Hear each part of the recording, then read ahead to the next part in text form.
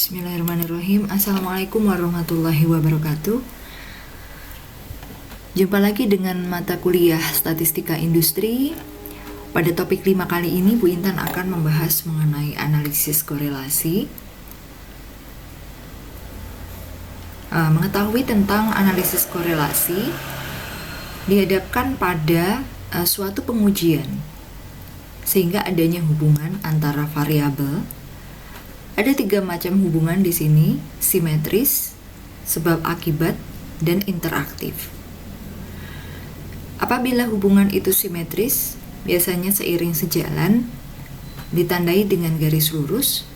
Apabila hubungan yang kedua, ada sebab dan ada akibat, serta ada korelasi atau interaktif di antara dua hubungan tersebut. Sehingga 3 macam hubungan Bu Intan ulangi, ada simetris, sebab akibat, interaktif. Kuatnya hubungan dibandingkan dengan koefisien korelasi ditandai dengan rumus R. Nilai minus 1 kurang dari sama dengan R kurang dari 1. Ada semacam pola hubungan pada diagram scatter yang akan Bu Intan tunjukkan di sini. Apabila hubungan positif, jika X naik, maka Y juga naik. Dan jika X turun, maka Y juga turun. Ini hubungan positif. Bisa kalian lihat di sini. Dan hubungan negatif, jika X naik, maka Y akan turun. Dan sebaliknya, jika X turun, maka Y akan naik.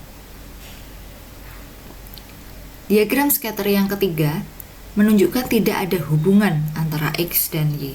Sehingga titik-titik linear dot yang Bu Intan tunjukkan scatter di samping, di atas ini yang ketiga menunjukkan tidak ada pola atau tidak ada hubungan antara X dan Y. Kita lompat sedikit ke regresi, error pada prediksi.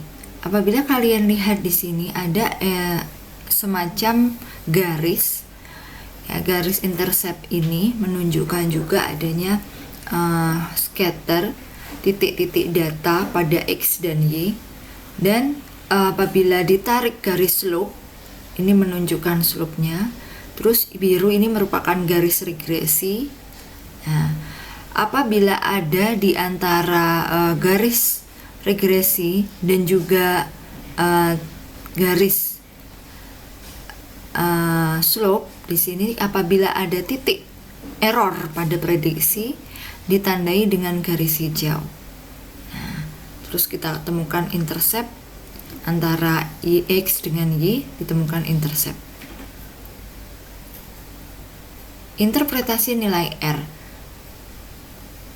Bu Intan berikan satu petunjuk bahwa koefisien determinasi itu ditunjukkan dengan R kuadrat.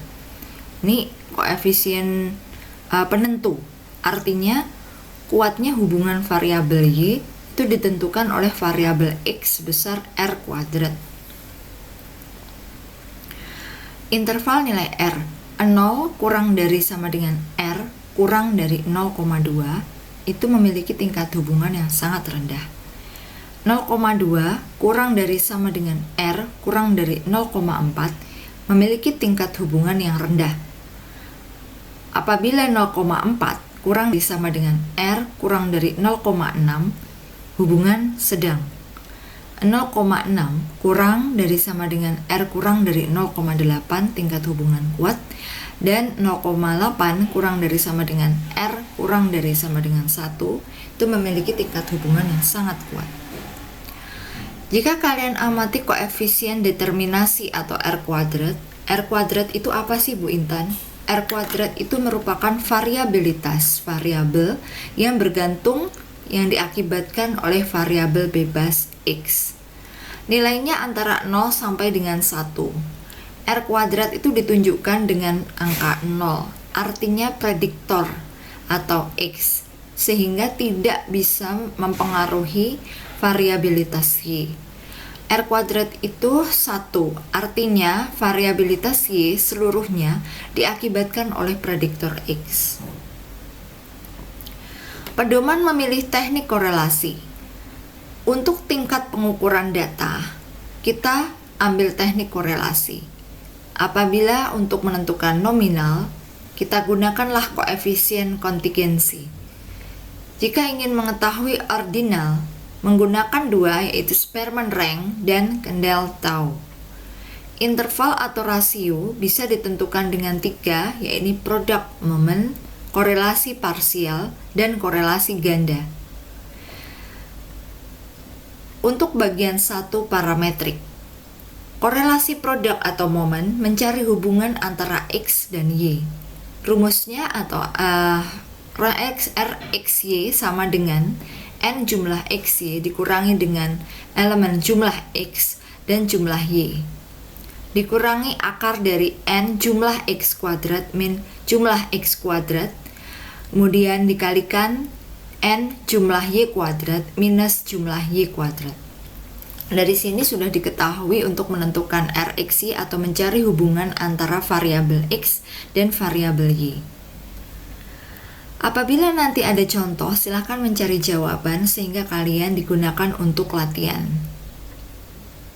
Data nilai ulangan harian X dan ulangan semester Y dari 10 siswa, sehingga kalian ditanyakan adalah cari korelasinya antara X dan Y. Bagaimana solusinya? Coba kalian hitung secara manual untuk mencari X dan Y-nya. Bagaimana solusinya? Dengan rumus T sama dengan R akar dari N-2 dibagi dengan akar 1 minus R kuadrat. Jika T lebih dari T tabel, berarti hipotesis alternatifnya diterima. Namun, jika T kurang dari T tabel, hipotesis alternatifnya ditolak.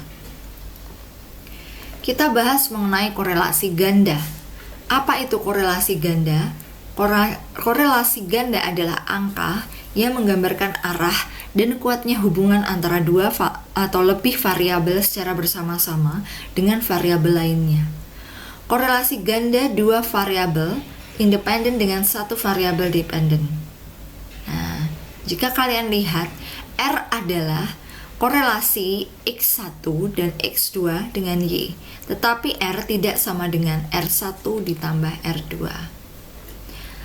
Ini rumusnya korelasi ganda, RY X1 X2 sama dengan ini, di mana RY X1 X2 merupakan korelasi antara X1 dan X2 bersama-sama dengan Y.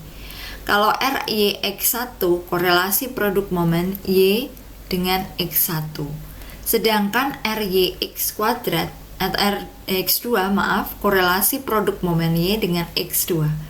Jika R X1 X2 korelasi produk momen X1 dengan X2, begitu seterusnya. Nah, ini cara untuk menguji signifikansi nilai R. Apabila ditanyakan FA ya, dengan DK pembilang K, K-nya dengan penyebut N min K min 1, sama dengan R kuadrat, koefisien korelasi ganda dikuadratkan, dibagi dengan K, banyaknya variabel independen, dibagi dengan 1 min R, koefisien korelasi ganda kuadrat, dibagi dengan N, banyaknya anggota sampel, dikurangi K, banyaknya variabel independen, dikurangi lagi 1. Jika kita punya data, coba cari korelasi ganda antara X1, X2 dengan Y. Nah, itu tadi mahasiswaku beberapa materi yang telah akan kita sampaikan di topik 5 tentang korelasi. Selamat belajar. Billahi taufik wal hidayah. Wassalamualaikum warahmatullahi wabarakatuh.